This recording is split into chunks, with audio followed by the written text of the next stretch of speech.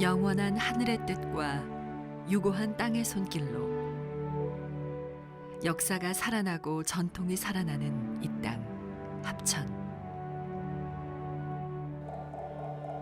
이곳엔 중생들의 간절한 기도가 하늘을 깨우고 인간의 번뇌만상이 비로소 멈춰서는 곳이 있다. 부처의 가르침을 새겨넣은 대장경의 신비를 품고 청정무구한 본래의 마음을 찾아온 이들을 보듬어주는 곳. 천년의 시간 동안 위대한 역사를 품고 걸어온 수많은 선조들의 기도와 눈물이 만들어낸 해인사다.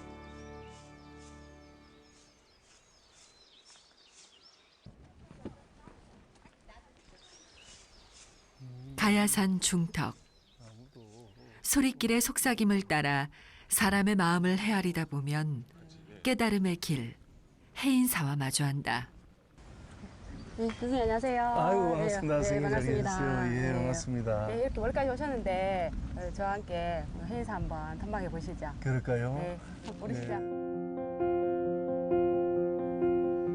타오르는 노을처럼 붉은 단풍나무가 길 따라 이어져 홍화문으로도 불리는 일주문. 모든 중생이 성불의 세계로 가는 첫 관문인 일주문에는 그 마음을 반기기라도 하듯 곧게 뻗은 전나무가 도열해 있다. 해인사 목조 건물이 모두 불타 사라질 때도 홀로 굳건히 버티고 서 있던 나무. 그 나무는 지금 아랫동이만 남은 채 생을 연명하지만 이 모습 그 자체가 천년 해인사 수명의 역사를 방증하는 것이다.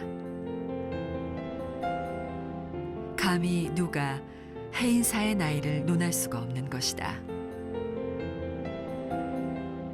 교수님 여기는 이제 해인사에서 천년의 길이라고 부르는 길인데요. 많은 글 쓰시는 분들이 이 길을 천년의 길이라고 이렇게 많이 표현을 하시는데 지금 둘러보시면은 나무들이 선생님, 다른 데 사찰에 가면은 사천왕상이 나무 조각이나 이런 거로 이루어져 있거든요. 근데 이건 태화리인 것 같아요. 예, 역시 교수님이 좀 날카롭게 잘 보신 것 같은데 해인사는 이제 이 사천왕이 다른 사찰과 비교했을 때 네. 다른 곳에는 뭐 돌이나 나무로 만든 이제 입체 형상이 이렇게 서 있는데 해인사는 특이하게도 이렇게 그림을 그려놓아서 이렇게 탱화로 걸려 있습니다. 예. 그래서 이 네 분들이 이렇게 들어왔을 때 모든 악기를 없애주는 그런 역할을 한다. 그리고 또 동서남북을 지키는 그런 신들이다. 이렇게 생각하시면 될 것 같아요. 하나씩 인간 세계의 욕심을 벗고 해탈문으로 들어간다. 비로소 극락 세계에 이르는 길. 중앙의 탑을 중심으로 이어진 미로 모양의 길 해인도. 한 바퀴 돌 때마다 번뇌를 내려놓고 또 한 바퀴 돌 때마다 공덕은 쌓여 그렇게 54각의 네모골 도인을 돌고 나면 딱 한 가지 소원을 이뤄주는 부처의 도량이다. 그리고 그 다음 법구사물의 소리로 죄를 씻는 시간을 만난다. 교수님 사물 네. 중에 뭐고 네. 한번 보실까요? 그럴까요? 모고가 상당히 네. 아름답다 할까? 안 그러면 다른 데에 비해 좀 큰 것 같아요. 네, 이제 크기도 좀 큰 편이고 무고를 두드리는 이것도 악기거든요. 그래서 안쪽에 보면 안쪽이 속이 비었습니다. 아, 그렇네. 그래서 긴 나무 두 개를 앞뒤로 이렇게 두드리면서 소리를 냅니다. 눈을 감지 않는 물고기처럼 부지런한 정진을 뜻하는 모거. 물속의 중생을 위한 모거의 깊은 울림 뒤엔 지옥의 중생을 구한다는 범종 소리가 들린다. 종소리를 듣는 한순간만이라도 번뇌에서 벗어나 해탈하는 시간. 모거의 깊은 두드림과 널리 퍼지는 범종의 울림. 그리고 네 발 달린 짐승의 해탈을 위해 치는 법고 소리가 어우러지면 세상 모든 미물들을 일깨워주는 진리의 소리가 울려 퍼진다.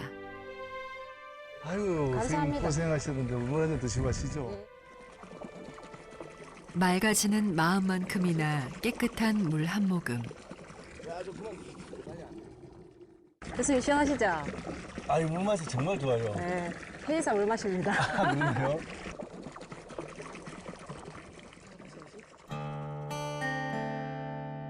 불심 속에 쉼이 있고 쉼 속의 깊이를 알아가다 보면 장엄한 진리의 빛이 가득한 세계를 만난다. 해인사 주불이 모셔져 있는 대적광전이다.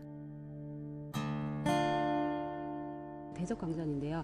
지금 보시다시피 당 안에 모셔져 있는 주불이 비로전화불을 모시고 있습니다. 그렇기 때문에 대웅전이 아니고 이게 대적광전이다 이렇게 기억을 하시면 될 것 같아요.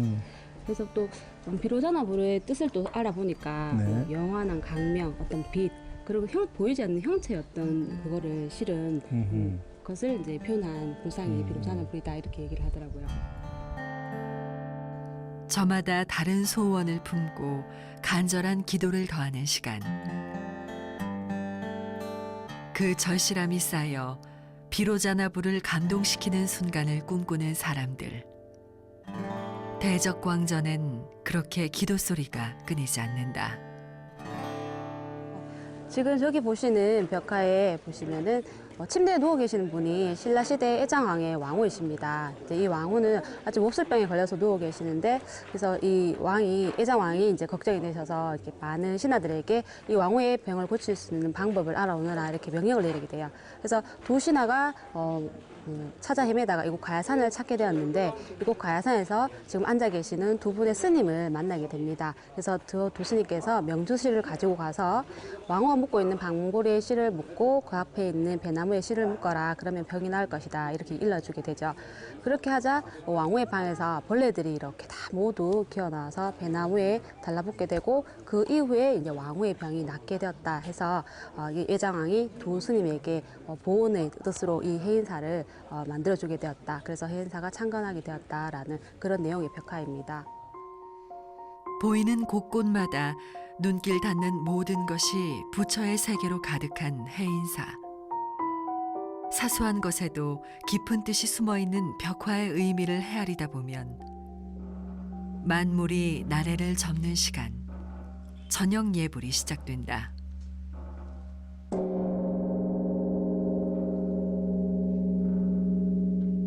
범종의 깊은 울림에 마음을 비우고 정신없이 이어가던 일상도 순간 정지한 듯 고요해지는 신성한 불교의식. 깊은 밤, 욕심과 아집을 태우고 깨달음의 등불을 비추는 기도는 계속 이어진다.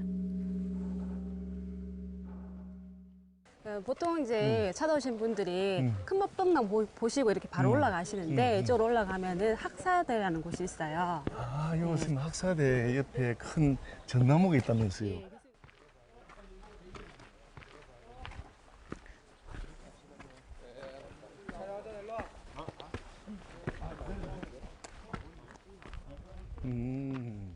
교수님 지금 이 나무가요. 예. 그 최춘원 선생님께서 가지고 다니시던 그 지팡이를 이 자리에 꽂으시면서 이 나무가 살아있는 동안, 이 지팡이가 나무가 네. 돼서 살아있는 동안에는 내가 계속해서 살아있는 것이다라고 이런 말을 남기시면서 이 해인사 뒤쪽으로 이렇게 떠나셨다고 그런 얘기가 전해지거든요. 그래서 지팡이 나무 이렇게도 지팡이 얘기하고, 나무. 예, 이렇게 최치훈 선생이. 그렇죠. 아, 그래서 태주원 선생께서 네. 말년을 마지막에 보내신 곳이 이곳이다라고 이렇게 전해지고 있습니다. 마치 세상을 내려보기라도 하듯 나뭇가지가 아래로 자라는 전나무. 고운 선생의 정신이 아직도 살아 떠도는 건 아닐까? 전나무가 굽어보는 시선 따라 해인사 남쪽으로 눈을 돌리면 또 하나의 신비로운 산이 나타난다. 바로 남산 제1봉. 가야산이 해인사를 품었다면 남산 제1봉은 그 가야산을 한눈에 품을 수 있는 산. 기묘한 바위 봉우리들이 우후죽순같이 솟아 마치 1000개의 불상처럼 보이고 불상들이 중생의 세계를 내려다보듯 가야산의 칠불봉과 상왕봉을 말없이 바라보는 산, 남산 제1봉.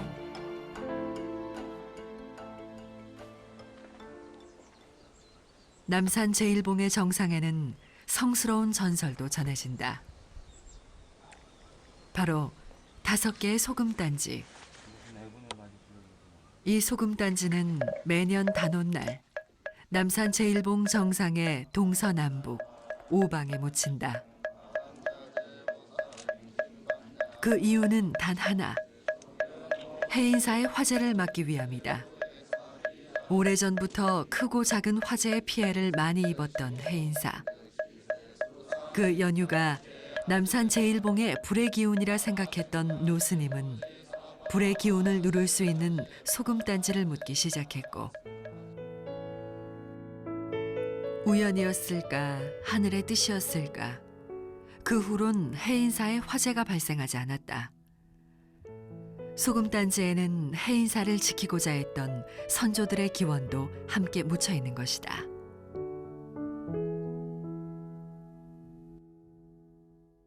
해인사를 지키는 또 하나의 신비로움.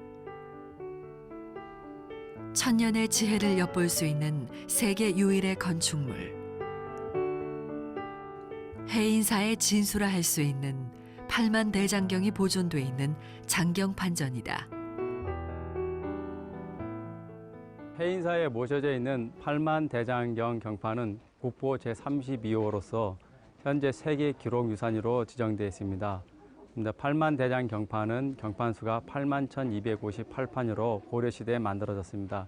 현재 남아있는 목판 중에서 전 세계에서 가장 오래된 경판이고, 두 번째는 경률론 3장이 다 갖춰진 목판입니다. 그래서 세계 기록유산으로 지정됐습니다. 두 번째로 이제 해인사는 세계 문화유산이 있는데 8만 대장 경판을 보관하고 있는 국보 52호인 장경판전이 세계 문화유산입니다. 이제 세계 문화유산으로 지정될 수 있는 이유는 첫째는 건물의 우수한 과학성입니다. 8만 대장 경판을 모시고 있는 장경판전의 건물을 보면 그 수다라장과 법보전의 앞에 있는 건물을 보면 위의 창은 좁고 아래는 넓습니다. 뒤는 반대로 위가 넓고 밑에가 좁습니다. 이래서 그 장경판전에 항상 신선한 공기가 유입될 수 있도록 해서 경판이 어떤 그 습도나 온도 조절을 할 수 있는 가장 이상적인 설계가 되어 있습니다. 두 번째는 8만 대장 경판의 바닥입니다. 바닥에 보면은 석회, 숯, 소금, 이제 재 이 4개 층이 이루어져 가지고 여름에는 습기를 빨아들이고 이제 건조한 가을에는 습기를 방출하여 안에 습도 조절이 과학적으로 잘 되고 있습니다. 이러한 점들이 이제 세계 문화유산으로 지정될 수 있는 이유가 되었습니다. 그런데 현재 해인사는 세계 문화유산인 장경판전과 세계 기록유산인 8만 대장 경판이 이 두 군데가 한 공간에 지정되는 세계에서 유일한 곳입니다. 그래서 우리의 자랑입니다. 외적의 침입으로부터 나라를 구하겠다는 염원의 기록 8만 대장경. 그리고 그 기록을 보존하기 위해 수많은 선조들의 기도가 만들어낸 신비의 장경판전. 760여 년 8만 대장경이 해인사에서 편안하게 머무를 수 있었던 이유. 수많은 이들의 간절함이 하나 되어 천년의 지혜로 태어났기 때문은 아닐까.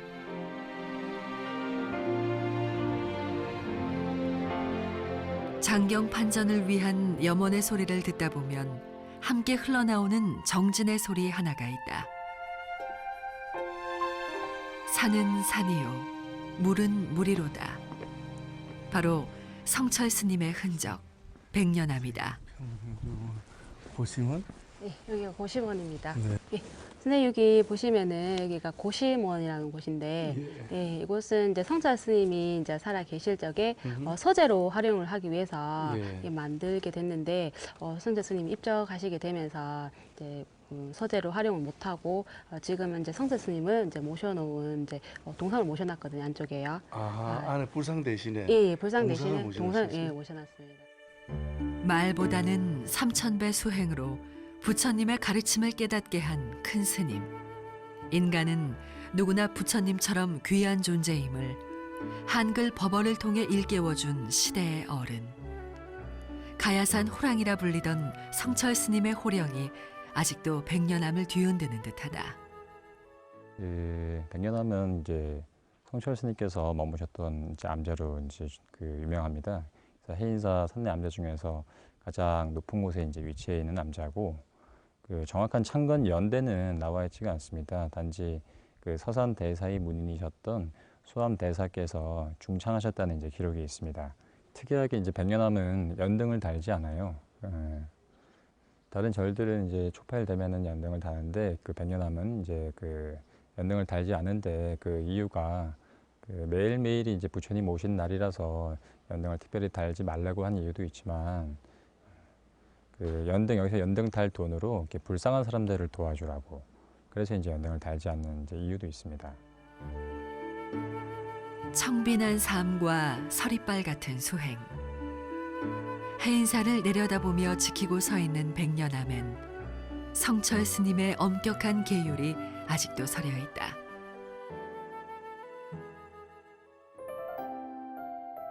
불교의 진리를 배우고 나면 이제는 사찰 음식을 맛볼 시간. 해인사 아래 자리 잡은 이곳은 오신채를 금하는 불교법에 맞게 재료를 준비한다. 고기를 금하는 불법에 따라 콩과 밀로 만든 단백질이 풍부한 콩고기가 주 메뉴. 파프리카와 갖은 채소로 맛을 내고 음식 본연의 맛을 찾는 요리 방법으로 사찰 음식의 본래 의미를 보여준다. 쌉싸름한 향이 오래 유지되도록 도토리 묵은 기름에 지지고, 잘게 찢은 더덕에는 인공조미료의 강한 양념보다는 배와 잣 등을 갈아 만든 고소한 양념으로 버무려 사찰 음식에 담백함을 더한다. 스님들이 자주 먹는 음식 중 하나인 버섯도 두부와 채소로 만든 소를 넣고 익히면 웰빙 음식으로 재탄생. 불심이 지켜낸 또 하나의 보물인 사찰 음식이 정갈스럽게 한상 차려진다. 음식을 만들고 먹는 것도 불교의 수행이라 생각하는 사람들의 밥상. 마음마저 경건해지는 자연 밥상이다.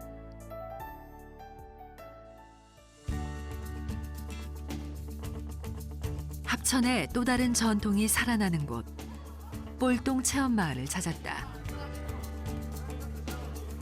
흐르는 시간 속에서 사라진 많은 것들을 경험할 수 있는 시간. 가마솥 밥짓기 체험이 한창이다. 잊혀졌다고 생각하던 그 모습이 아이들의 손에 의해 다시 되살아나고, 불을 떼고 연기를 피우며 가마솥 가득 맛깔스러운 밥을 완성해 본다. 직접 이제 옛날 어른들 불 때 갖고 밥하는 거, 그걸 이제 자기들이 손수 지금 불을 떼 가지고 밥을 해 가지고 먹는 그런 체험을 지금 하고 있습니다. 전통 속에서 스스로 지은 밥맛은 그야말로 꿀맛. 꼴동 마을에서만 느낄 수 있는 전통의 맛이다. 이 꼴동 마을은 저희들이 왜 꼴동 마을이라고 이름을 붙였나 하면은, 저희들이 이제 꼴동 나무가 많다 보니까 이왕이면은 좀 특이하게 기억에 남는 거로 하기 위해서 그냥 각사 마을을 안 붙이고 각사 꼴동 마을이라고 이렇게 붙였습니다.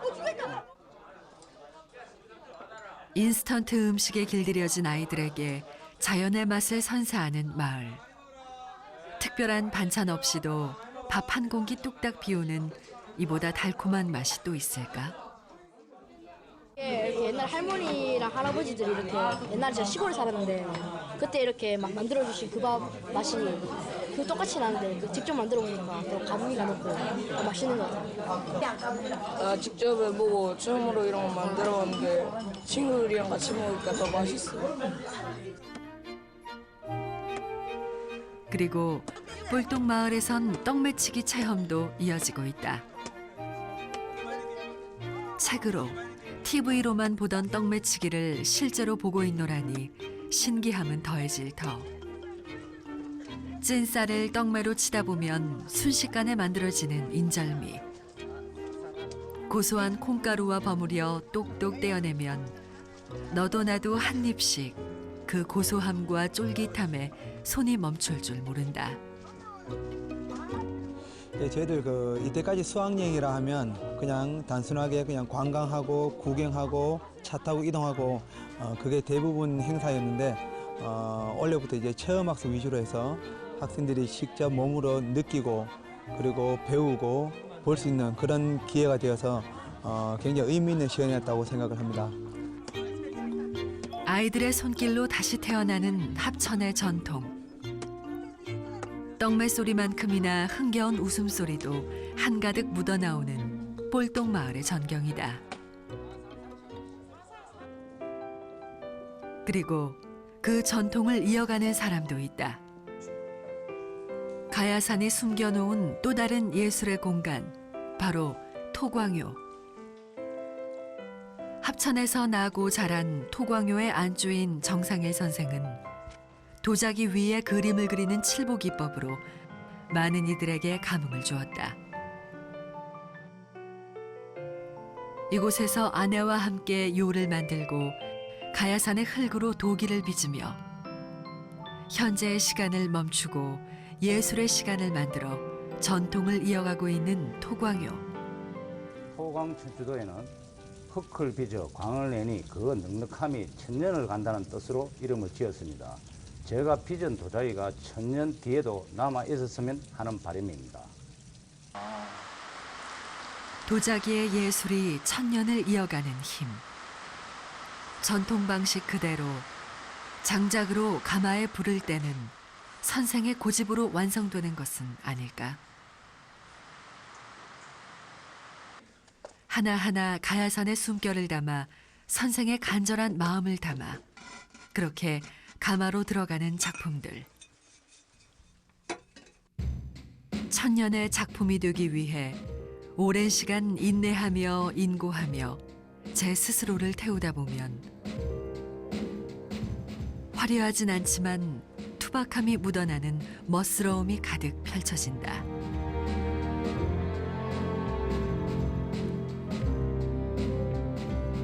그렇게 영원하고도 유구한 합천의 전통이 되살아나고 새로운 천년의 역사가 이들의 손에 의해 새롭게 쓰여지는 시간. 살아있는 합천의 천년의 시간이 아닐까.